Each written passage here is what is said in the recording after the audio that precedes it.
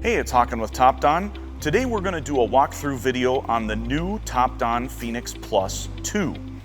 Now you're asking, what's different about the Phoenix Plus 2? The big change comes with the communication interface. The Phoenix Plus 2 now uses a communication interface that allows you to communicate with some of the newest vehicle data networks. That includes CAN-FD. CAN-FD is much faster data transmission amongst your vehicle's networks than we saw on previous vehicle model years. So, with Asian and domestic vehicle brands, you will now start to encounter this bus network. On the old Phoenix Plus, that required a special adapter. With the Phoenix Plus 2, that adapter is no longer required thanks to the new, updated, and improved communication interface. So now we're going to go ahead and take you through a general walkthrough of the tool, showing you all of the menus so you can become familiar with this tool from top to bottom. Let's go ahead and get started. All right, so now we are connected to a vehicle here, and we are going to take you through all of the menus just like we do on all of our videos that are basic walkthroughs. So we're going to start off with going into the menu for user info, and you can also access this through the little gear in the top right corner of the screen. Once we enter into user info, you're going to be presented with a wide variety of different screens here. So, going through them one by one, you have the Phoenix MDCI screen, which allows you to see the serial number of the dongle or the communication interface. You also have the firmware fix menu for the MDCI, which allows you to fix any kind of communication issues you might be having with the dongle itself. We also have our data stream sample menu, which stores any of the live data stream that we have saved to the tool when we are looking at that data on a given car. Our profile button allows us to change a bunch of very basic pieces of information related to the tool itself. Then we have our Wi-Fi setting, which allows us to edit which Wi-Fi network we are connected to. The Diagnostic software clear button allows us to delete any software we have on the tool that we're not using in order to save storage space. However, that is generally not something you're going to need to do, as the Phoenix Plus 2 has a large storage capacity. Business information allows us to upload a variety of information on our tool, including a logo, as well as our address, our phone number, all of that type of information. Customer management allows us, if we would like to enter in specific customer details, which of course we have not in this situation, but we can add that if we wish. Photo album allows us to look at any screenshots that we may have saved to the tool, which we will show you how to do screenshots and screen recording just a little further on in the video. Upload log allows us to upload if there are any possible issues specifically with the tool. We can hit that button and it will upload that information directly to the engineering staff to allow them to do some analysis. We will also show you how to create a feedback log if there is another issue with the tool, specifically to allow the engineering staff to address those issues. So now we're going to take you into the secondary settings menu. And the secondary settings menu contains a wide variety of different settings. We have our About tab, which allows us to do a couple of different other updates that are important to the functionality of the tool. We have the Check Updates button right here. This is going to check one facet of the tool for updates. And then we have a System Upgrade button, which is an additional form of updating that may optimize and improve the function of the tool. So make sure you go into this menu regularly and check both the Check for Updates button and the System Upgrade button to see if your tool has any new updates.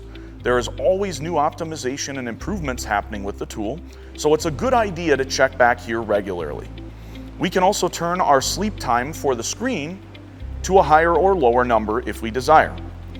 Next, we have the Units menu here, and the Units menu allows us to change between metric or imperial units, whatever your preference may be. We have our time system, which basically changes from a 12 to 24-hour format. We also have the automatic update radio button here, which allows our software to update automatically as long as the tool is connected to a Wi-Fi network, and of course turned on and the battery charged. We also can hide various menus if we wish. I don't generally turn this off, I typically leave that on. That's going to present you with a few other menu options when you are in the diagnostic software. We have the lock screen option, and the lock screen option basically allows us to set a security screen lock in the Android menu should we wish to do that. To go back, we simply swipe from the side of the screen. Whoops, fat fingers there. Swipe from the side of the screen towards the middle, and it will take you back to the previous menu.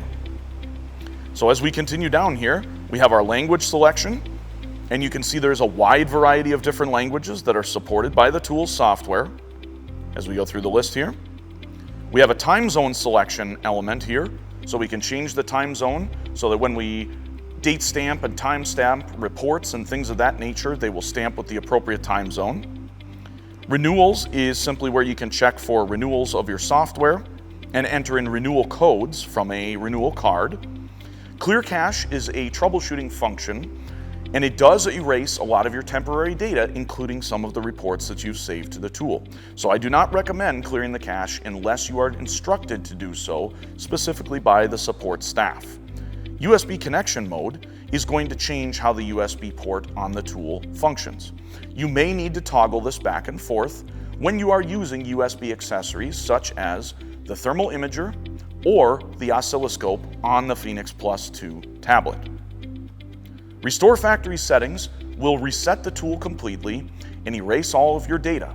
So you do not want to use that either unless you have been instructed directly by the support personnel to do that exactly. So we're going to go back a step here, and we're going to go back to the main page. So we've taken you through the user info and the basic settings in the top right. We're now going to take you through the rest of the menus kind of in reverse order here. So the feedback menu is going to be used to log and send any feedback data from the tool inside any of the specific software that has been used on the tool.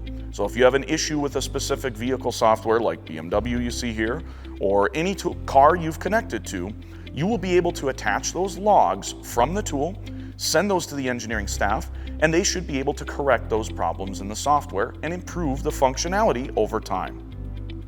We also have our history here, which stores all of our diagnostic reports and data linked to any specific vehicles we have talked to with the tool. Now, this tool has not been used on anything yet, so there's nothing in this database as of yet. We have a couple of different menus here, including a file list, which is your overall view of all data you've collected, the diagnostic report, which will be your PDFs that you've recorded off of each vehicle, and your diagnostic record, which is a little bit more general in terms of what it's going to show you. So again, in this particular case, we are not going to see anything since this has not been connected to a bunch of cars. So again, that's your history. Your history also allows you quick connection to the same vehicles if you would like to access them through that menu. So we'll take you back there after we've connected to this car and shown you some of the scan tool functions. So now we'll show you the library, which has a number of helpful links. So in the library, you see we have a bunch of links to common websites that are used by a wide variety of our users, including Facebook, Chrome, which is also accessible from the main page, YouTube. We also have a coverage list that you can access from here. We have an OBDII fault code library.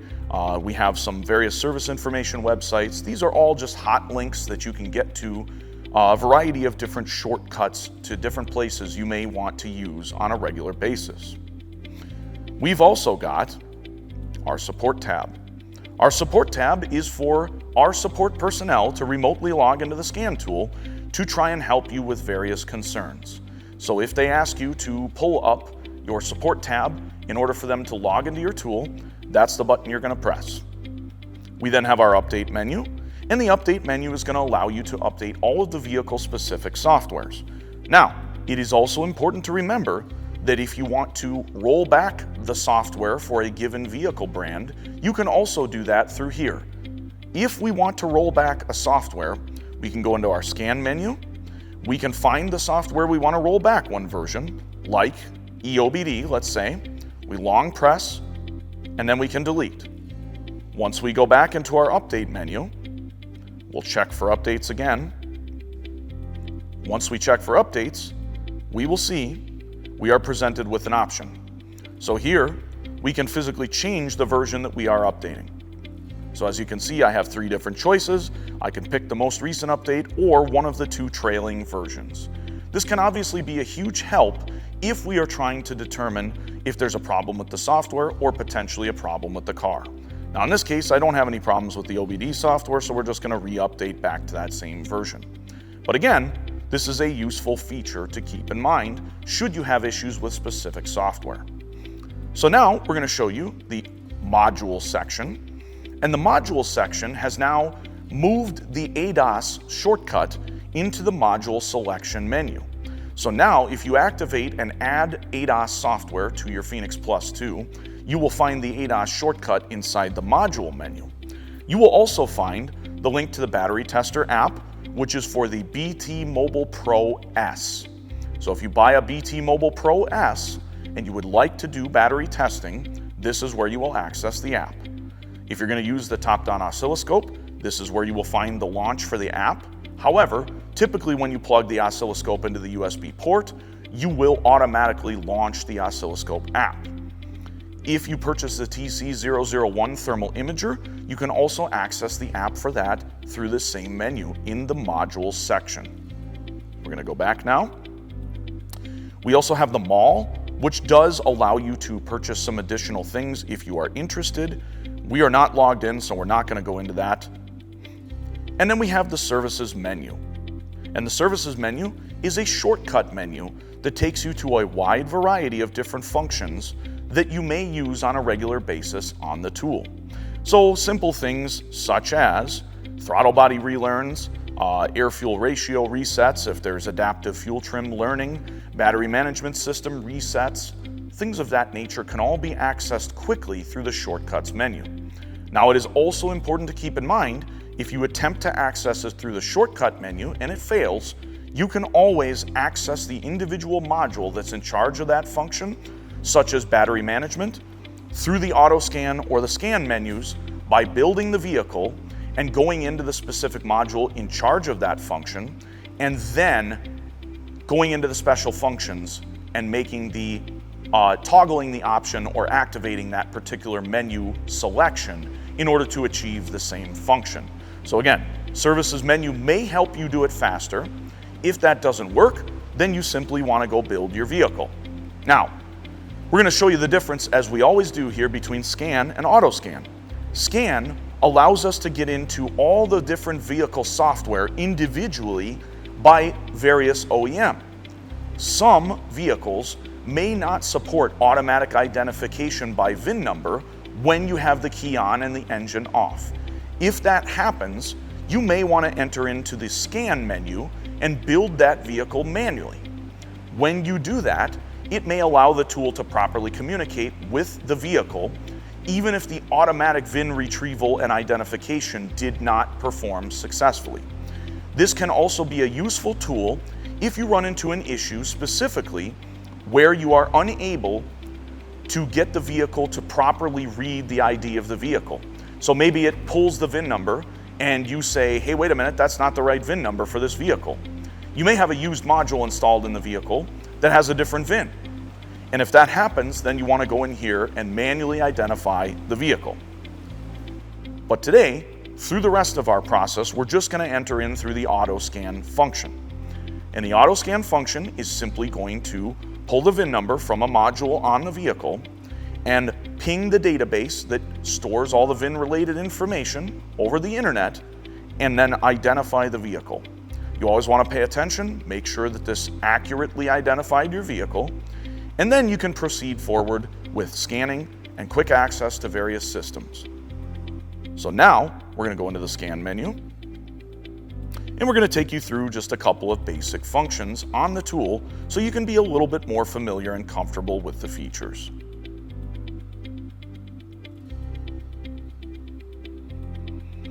It's important to keep in mind that the speed of how fast the scan tool can retrieve fault code information, display live data, and perform any special functions of any kind will be limited by the bus network speed of the individual vehicle. The older the vehicle, typically the slower the response you will receive when you issue a command or pull data from the car using your scan tool. So now we have a few different menus up along the top. We have our system topology screen, which allows us to see all the different possible modules that could be equipped on this vehicle. We have our system list. If you prefer to see them in a list like this, you can click to the system list. Now again, this will vary by brand. This is a Volkswagen, so these are the similar menus you're going to see on a Volkswagen. If you have a Ford or you have an Alfa Romeo or something else, the menus you have up along the top here will be a little bit different. You'll typically have your system topology and your system list on all vehicles, but many of these other menus may be different depending on the brand or year of the vehicle, and as well as the model itself. You're typically going to have a shortcut.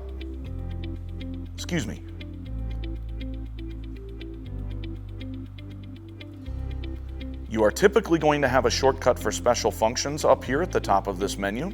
On Volkswagen Audi, you will also have a guided functions shortcut, and you may also have an online functions shortcut. Those shortcuts can be used to accomplish other special functions, specifically using the internet, and they do require an active and valid subscription in order to make use of those functions. You will also find that if you have ADAS calibration activated, you can access the ADAS calibration menu through this sliding toolbar up at the top here. And we also have a couple other things, including maintenance information, which is basically related to the maintenance tracking systems in the vehicle. We're not going to take you through every one of those today. We're going to keep our demonstration here just a little bit more basic and simple. So on the variety of tools you encounter for TOPDON, you will find a few different menus in terms of scanning options. So down here we have Smart Scan, System Scan, Gateway Scan, and Choose to Scan. So we have a wide variety of different options. And you're probably asking, what do we do with these? Smart Scan is always going to be your best option default if your goal is to try to talk to every module on the vehicle, and you want to make sure you pull codes from each module on the vehicle. Smart Scan is the option you want to choose. System Scan will do first so you can see the difference. System Scan is simply going to ping all of the modules in the vehicle and verify whether or not they are talking and present at this moment. That does not validate or verify whether or not those modules are functioning correctly. As you can see, they're just turning blue. There are no codes being retrieved because it is not actually doing any code retrieval. It is simply pinging the modules and saying, hi, are you there or not? So we're going to pause this since we're not interested in going really any further here. We'll just give it a moment.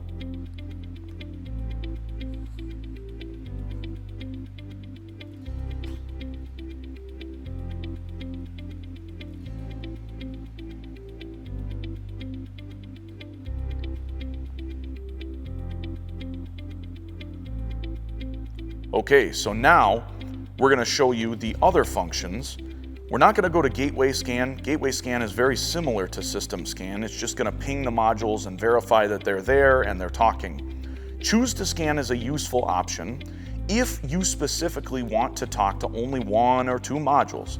If you're troubleshooting an issue on a vehicle, let's say you're just having an engine issue and all you want to do is scan the ECM, you can click that little check mark next to that individual module and click the Choose to Scan button. Whoops, fat fingers. So we're going to hit Choose to Scan, and now the tool is only going to talk to the one module we have selected, and it's going to try and retrieve fault codes. Check. And it's perhaps not going to let us do that since we did not do a pre-scan. Oh, nope, there we go. Okay. So you can see all it did was talk to one module, the one module that we checked, and now we're going to go back and clear our results. And now we're going to show you what a Smart Scan looks like. The Smart Scan is, again, the default you're going to want to use if you would like to retrieve fault codes from all modules on the car and you want to make sure that you are attempting to communicate with everything on the vehicle. Now, while the scan is going on, you do also have the option to hit the System List button and watch the results of the scan populate in this manner. You also do get a progress bar, which is kind of cool. But we'll go back to the system topology screen here. And as I said before, you can see all the different modules it's trying to talk to.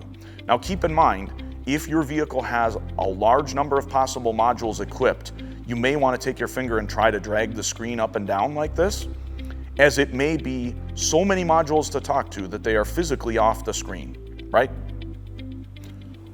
Once we have finished our scan, we're going to show you the different types of reports that we can actually generate with the tool.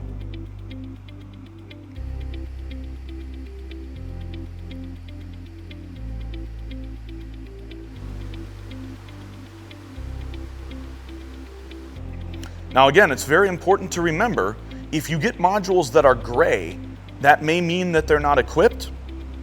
It may also mean that they are in fact not talking because there is a problem. So what you want to do is watch for other modules that are turning red and check for codes that suggest there's a communication problem with one of these other modules, right? So we always want to make sure we check that. So now that we've scanned all the modules, we can generate a report. When you generate a report, obviously I have it set to metric right now, so we're going to show up in kilometers. We have a couple of different options. We can label our scan pre-scan, post-scan, or diagnostic scan. Each one of those serves a different purpose. Now in this particular case, this is the first time we're scanning this vehicle, so a pre-scan is going to be the appropriate choice. So once we've done that, we can hit OK. We're going to delete that. There is no, I'm going to delete that. Somebody has apparently been in this tool screwing around a little bit, so we're going to delete that. We also have the option here to enter in pictures. So if we have taken a screenshot, or we want to take a picture of the dash on the vehicle, for instance, or something of note, and embed that directly into the report, we can do that right here. Again, that's the little picture icon we see there. Once we have done that, we can hit OK, and it's going to generate the report. Now, if you have scanned the vehicle once and scanned it a second time, you can integrate these two reports together. So here, we see here's our pre-scan labeled right here. We see the codes in the specific module, which module is reporting those codes, and we have the ability to share that report directly from this screen. So we can hit our share button there. Now take note, you will not see the embedded pictures in the report until you either open the report or you share it, email it, and open it on another device. The pictures do not show up in this initial screen. So we're going to email it, and we're actually going to skip this because we're not emailing it. We're going to go back. We're going to clear the DTCs. Okay, so we've managed to clear the faults. We would want to key cycle the vehicle to make sure the faults don't come back, or if this was a fault that came about under a certain condition, we'd want to make sure we replicate that condition first to verify that that fault did not return. Once we've done that and validated the faults do not come back, we can hit report, and now we could label this as a post scan. Now we can hit OK, and once we've done that, we'll hit that too because that's not our email. You will see some different buttons down here. Once we already have a pre-scan saved, we can hit our sync button, which ensures that this data has been saved to the database on the tool, as well as synchronized to the cloud.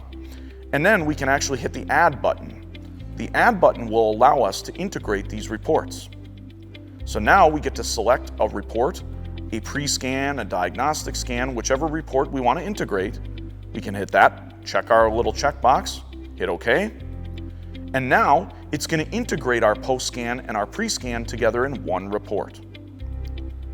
As we scroll down here, you will see them side by side. So we have pre-scan and post-scan right next to each other. We can scroll through here. We can see here are the faults from the pre-scan and the specific module that they live in. And then we can see the post-scan here, and there are no fault codes in any modules. These are also time and date stamped, which helps ensure that if there was a fix on a vehicle, somebody didn't just clear the codes and say, I fixed it, right? So this is great for documentation purposes. Now, we'll show you a couple of things for shortcuts since we're in this menu now. We have a little door here that allows us to exit the diagnostic process and go right back to the main screen. That takes us out of the vehicle entirely. So that basically resets us back to the main menu. We also have a home button here, which we can click on, and the home button does not disconnect from the vehicle. So if you need to go in and change a setting, say for instance we want to change our units, we can go in here and we can say, hey, I want to toggle my units back to metric or toggle them back to imperial. We can then go in here in the settings menu, and then when we go right back into auto scan, we're still connected to the car. So now we can make changes on the fly if we need to without disconnecting from the vehicle and disrupting our process. So obviously this is a really helpful option to be able to have at our disposal. So let's look at, if we want to look at some things like, let's say, live data. We can go into a specific module by tapping on it like this. We can enter in. We're going to see some module identification information here, which you're typically going to see on a large number of vehicles. This may include part numbers, software versions, and a variety of other helpful information. It's also often going to tell you the VIN that's stored in the module, if the module has a VIN storage. Otherwise, if it doesn't show you that menu, you may have additional information like module information or advanced version information that have those types of details. Software versions, VIN numbers stored, things of that nature. The specific menu layout will be different depending on the vehicle brand, the vehicle model, and the vehicle year. We will also see in here, there are a number of different choices. Now, each vehicle manufacturer uses a little bit different language to identify certain functions, and you will find that the TOPDON Phoenix Plus 2 will mirror the language that the vehicle manufacturer typically uses. Read data stream is live data, right? Actuation test would be bidirectional control. Basic settings and adaptations, whoops, I did not mean to hit that. Basic settings and adaptation are a function that are used for relearns and writing new data to the module and things of that nature in Volkswagen land. But again, we're going to have different menus depending on what the vehicle brand, year, make, and model is. So just keep that in mind as you go through your tool and use it on a variety of vehicles. Let's take a look at the data stream. So each vehicle is also going to have a different data stream layout. Some will give you choices like this, some will give you different choices that are going to look slightly different. If we look at read by list in this case, we can select a variety of different vehicle data PIDs and just take a look, and we'll pick a few here. And we now can look at them in data values, numerical values. We also have the option to be able to graph them, and you can do a bunch of independent graphs, as you can see here, which are great for logging data over time and seeing a trend or seeing something changing that maybe should or should not be. We also have the ability to combine up to 4 individual graphs together in one synchronous picture. You will also find you can pinch this way or this way in order to change the scaling of the graph. So keep that in mind as you use the graph. You can also use this little button here to change which data PIDs you are selecting in the graph in the integrated 4 choices. Again, we're going to swipe the screen from the side towards the middle to go back. It's kind of a flick like this. Okay. We can do a momentary report of data. If we hit the report button, it's going to take a snapshot of that data one time right when we hit the button report. We can do record, and that's going to record a data stream recording that we will find back in our settings menu. Make sure you name it something that you know you can identify, hit OK, and make sure that it says it was saved successfully. Now, a couple other things. If we would like to go back here, we're going to go back. You can save a momentary sample as well, which is going to save your minimums and maximums of whatever data sampling you're getting. We also have the option, if we swipe from the top of the screen down like this, we can turn on a screenshot button, which will bring up this little camera button. You just tap that to take a screenshot of whatever's being displayed currently. Or we can also hit this little video camera button. That's going to bring up this little playhead we see here. And if we tap that, we can start screen recording everything we see on the screen until we hit the stop button. The screen recordings and the screenshots will be found in the settings menu. The settings menu that we showed you before at the earlier part of this video. So we're going to go ahead and turn that back off. We can also access the camera up here. So if we click that little camera, it's going to turn on the camera on the back side of the tool, which is going to allow us to take physical pictures of the dash cluster or anything else on the vehicle that we would like to take a picture of. So as you can see, it's pretty easy to pilot and run this tool as far as graphing data, as far as taking snapshots of information, as far as integrating data together into one synchronous report. Of course, we can read and clear codes, we have bidirectional controls, everything that you would expect out of a professional series tool, and it is very easy and straightforward to use. The user interface is very friendly and simple. Now also, you will find on a large number of vehicles you're working on that there is sometimes a very large number of data PIDs. So we see 332 listed here.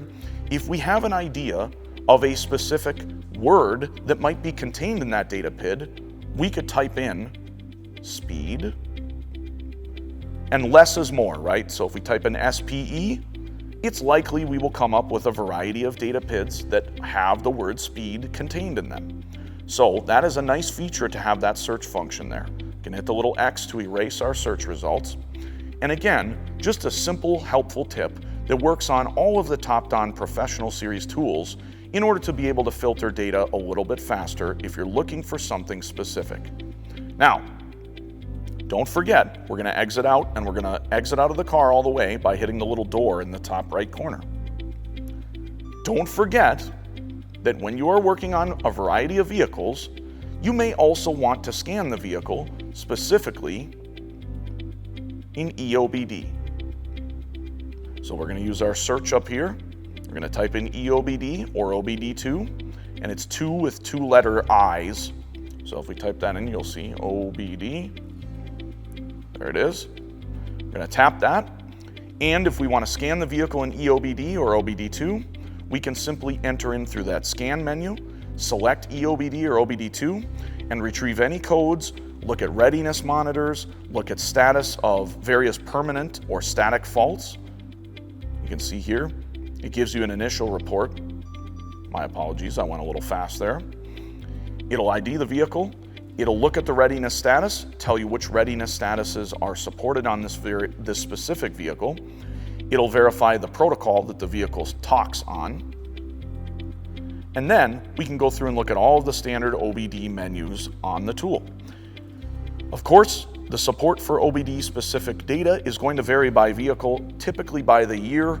That's most frequently the kind of information that's going to get filtered by year. There's more support on later and newer model years and less support on older vehicles, right? You're also going to see, if you look at live data in OBD mode may be easier to understand and interpret than what you find on the OEM specific software model. This is going to be more general and more similar between vehicle brands when you look at OBD data versus looking at it on the vehicle specific software. So keep that in mind as you go through and use the tool. So as you can see, there are a wide variety of features on the Phoenix Plus 2.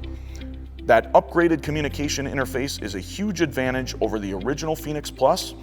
I should also note that the new communication interface has a USB port on it, which means if you would like to use the Phoenix Plus 2 with the TOPDON T Ninja box for the IMMO or the IMMO prog function, you can now make use of the Phoenix Plus 2 very effectively with the T Ninja box because you have a USB port on the top of the tool, a cable, and you can connect it to the vehicle communication interface easily with that USB cable. Hey, it's Hawken with TOPDON. Just wanted to say thanks again for taking the time to watch our general walkthrough and introduction to the Phoenix Plus 2. We hope you enjoyed this video, and of course, as always, we appreciate if you would like, subscribe, and share all of our videos on the social media platform of your choice. Hope to see you next time on the next video, and thanks again for watching.